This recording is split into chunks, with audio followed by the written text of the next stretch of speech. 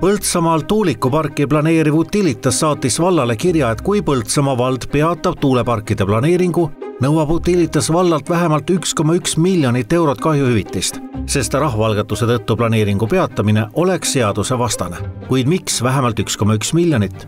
Nimelt nii palju maksis Utilitas riigile tagatisraha, et osaleda tuuleenergia pakkumises ning Utilitasel on nüüd riigi ees kohustus alustada tuulepargis tootmist 2027. aastal. Tagatisele lisanduksid ka muud arendaja tehtud kulutused. Vald nõudmisele alluda ei kavatse ja nendib, et pole nende mure, mida üks firma riigile lubas. Sellel ähvardusel ei ole meie silmis tõde taga, et me ei saa vastutada kolmandate isikute ehk siis arendaja ja kellegi teise vahel sõlmitud lepingute või kokkulepete eest. Et need on meie jaoks täiesti välised asjad. Hetkel on eriplaneeringu avalikustamise etapp läbitud, aga see on alles pika protsessi esimesi samme. 15. mail hakatakse arutama rahva pöördumist, et tuulepark üldse ei tuleks ja eriplaneering lõpetataks. Praeguseks on Põltsamaal sõelale jäänud 5 tuuleparki, kuhu võiks kerkida 67 kuni 270 meetri kõrgust tuulikut. Kaugus elamutest peab olema vähemalt 1 kilomeeter. No mõistame inimeste muret, et tegemist ongi ju uue asjaga, uue olukorraga, mis meid ees võib oodata. Võib-olla on raske aru saada sellest eriplaneeringu protsessist, et ta on 2-etapiline, et tegelikkuses Põltsamaa planeering, isegi kui ma ütlen, et me oleme teistest ees, siis me oleme ikkagi väga alguses. Kuid tunded on Põltsamaal vägagi kirglikud. Siin sees on tekst, kus teid arendajaid pandi needuse alla. Kohtusse on aga juba jõudnud Vinni vald, kes keeldus algatamast tuulikute planeeringut.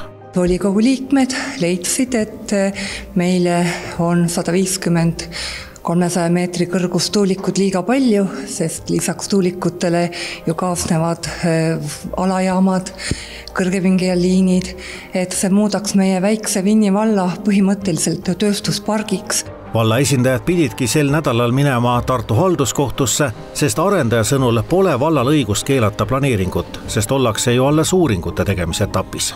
Uuringute käigus hinnatakse kohalikud mõjud ja kaalutletakse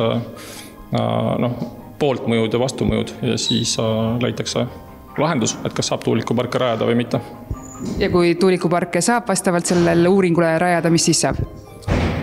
Siis me kindlasti kaalume ehitamise alustamist. Vallavolikogu juht ei usu, et nende keeldumine kohtus püsima jääb. Ega väga optimistlik ei ole, sest esiteks on riigi poliitika selline, Euroopa Liidu poliitika selline. Selles vallas on head tuuleolud ja tegelikult need alad paiknevad piisavalt kaugel eluhoonetest.